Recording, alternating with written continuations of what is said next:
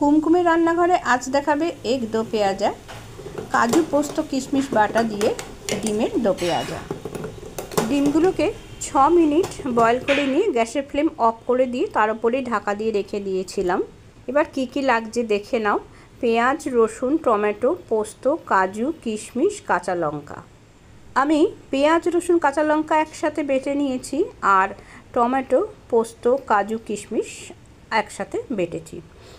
গ্যাসের flame of করার minute 5 পরে ডিমের গরম জলটা ফেলে দিয়ে ঠান্ডা জলে বেশ কিছুক্ষণ ডিমগুলোকে ডুবিয়ে রেখেছিলাম। এবার ডিমগুলো আমি ছাড়িয়ে নিয়েছি। এবার ডিমগুলোকে লম্বালম্বি মধ্যিখান দিয়ে আধখানা করে রাখলাম।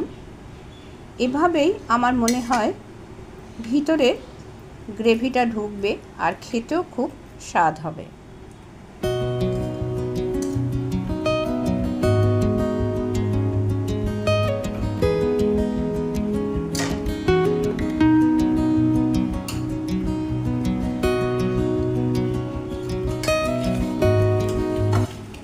এবার আমি সর্ষের তেলে ডিমগুলোকে ভাজবো। আর বলাই বাহুল্য যে তেল ভালো করে গরম হওয়ার পরেই তবে কিন্তু ভাজাভুজি রান্না টান্না করতে হয়।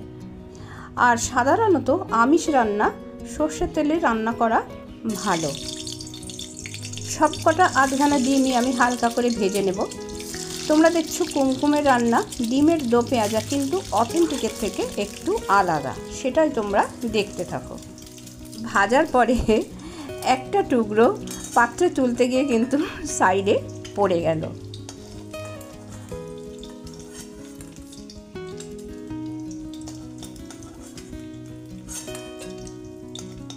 সেই তেলেই এবার শুকনো লঙ্কা, জিরে, তেজপাতা আর গোটা গরম মশলা। গোটা গরম মশলার মধ্যে আমি দারচিনি আর লবঙ্গ দিয়েছি, আর বাটা মশলার মধ্যে আমি ছোট এলাচের গুঁড়ো দিয়ে রেখেছি।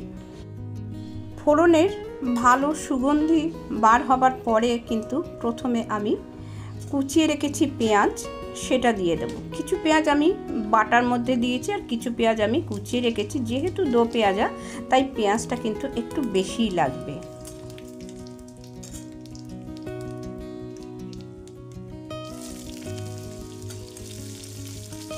পেঁয়াজ কিন্তু আমি একটু লবণ দিয়ে ভাজবো, আর কিছু পেঁয়াজ আমি ভাজার পরে একটুখানি তুলে রেখে দেব রান্নার শেষে মেশাবার জন্য।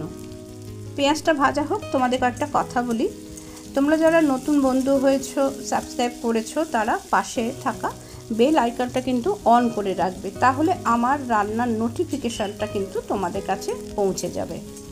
প্রত্যেককে আন্তরিক শুভেচ্ছা জানিয়ে আজকের ভিডিওটা দেখাতে শুরু করেছি। আশা করি তোমরা ভালো আছো। এবারে মশলাগুলো দেখাই। এই যে মশলাগুলো আমি বেটেছিলাম, এই বাটা মশলার মধ্যে আমি ধনে, জিরে আর ছোট এলাচ ভেজে গুঁড়িয়ে মিশিয়ে রেখেছি। আর এই বাটনাটা হচ্ছে পেঁয়াজ, রসুন আর কাঁচা লঙ্কা।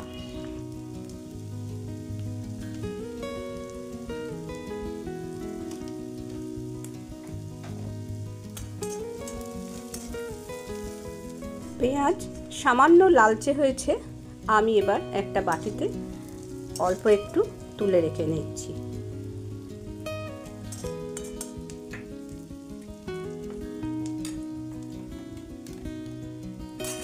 এবার প্রথমে পেঁয়াজ, রসুন, কাঁচা লঙ্কা বাটাটা দিয়ে দিলাম পেঁয়াজের ওপরে, দিয়ে বেশ কিছুক্ষণ এটাকে আমি কষাবো।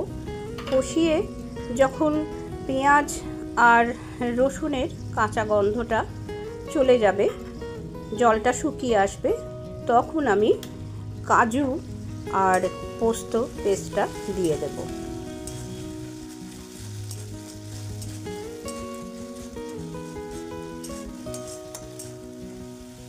আগেকার অথেন্টিক আমিষ নিরামিষ সমস্ত রান্নাই কিন্তু স্বাদে অতুলনীয়।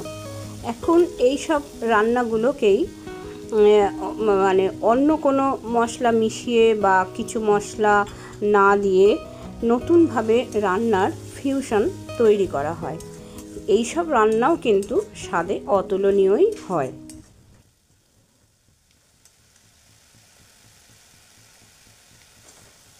এই রান্নাটায় হলুদ পড়বে না, কিন্তু যদি কেউ মনে করে হলুদ দেবে, দিতে পারে সামান্য।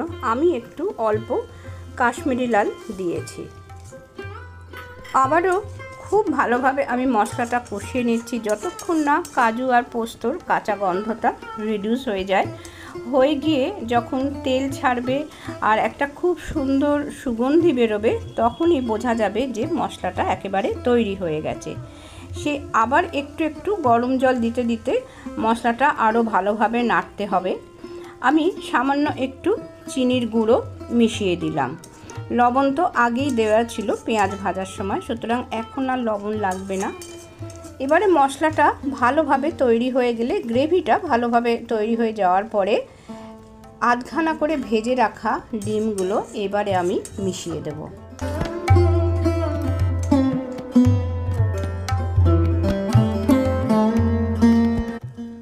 ডিমের এই রান্নাটি কিন্তু ফ্রায়েড রাইস, ভাত, রুটি, লুচি, পরোটা সব কিছুর সাথেই খাওয়া যাবে। খেতে অত্যন্ত সুস্বাদু হয়, দুর্দান্ত টেস্ট হয়। কাজু পোস্ত বাটা দিয়ে ডিমের দো পেঁয়াজা একেবারে রেডি হয়ে গেছে। এবার ভেজে তুলে রাখা পেঁয়াজটা কিন্তু ওপর থেকে ছড়িয়ে দেব। দিয়ে আমি এবারে কিছুক্ষণ একটু ঢাকা দিয়ে রাখবো। আর এই সময় কিন্তু 1 চামচ ঘি ওপর দিয়ে ছড়িয়ে দিলে কিন্তু রান্নার স্বাদ আরও বেড়ে যাবে।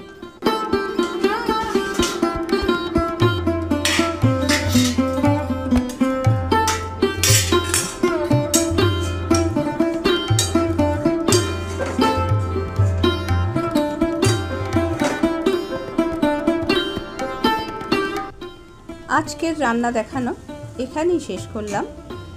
সবাই ভালো থেকো, সুস্থ থেকো, আনন্দে থেকো।